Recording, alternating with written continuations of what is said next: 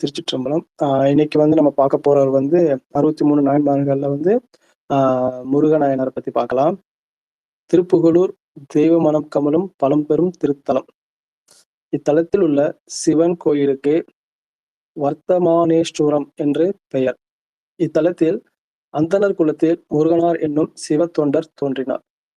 முருகனார் இளமை முதற்கொண்டே இறைவனின் பாத கமலங்களில் மிகுந்த பற்றுடையவராக வாழ்ந்து வந்தார்.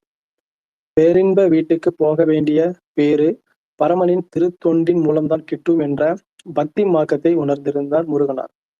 எந்நேரமும் அம்பலத்தரசரையும் அவர் தம் அடியார்களையும் போற்றி வணங்கி வந்தார் முருகனார். தேவார திருப்பதிகத்தினை ஓதுவார், ஐந்தெழுத்து மணிவாசகத்தை இடையறாது உச்சரிப்பார். இத்தகைய சிறந்த சிவபக்தியுடைய முருகநாயனார் இறைவனுக்கு நறுமலர்களை பறித்து மலர் மாலை தொடுக்கும் புண்ணிய கைங்கரியத்தை செய்து வந்தார். முருகநாயனார் தினம்தோறும் கோழி கூவ துயிலெழுவார், தூய நீரில் மூழ்குவார், திருவெண்ணீற்றை மேனியில் ஒளியுற பூசிக்கொள்வார், மலர் வனம் செல்வார்.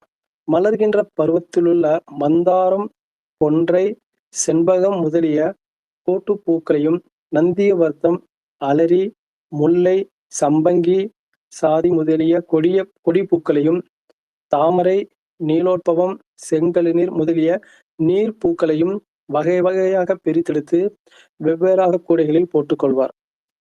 இவ்வாறு பறிக்கப்பட்ட வகை வகையான தூய திரு நறுமலர்களை கொண்டு கோவை மாலை, இண்ட மாலை, பக்தி மாலை, கொண்டை மாலை, சரமாலை, தொங்கல் மாலை என்று பல்வேறு விதமான மாலைகளாக தொடுப்பார்.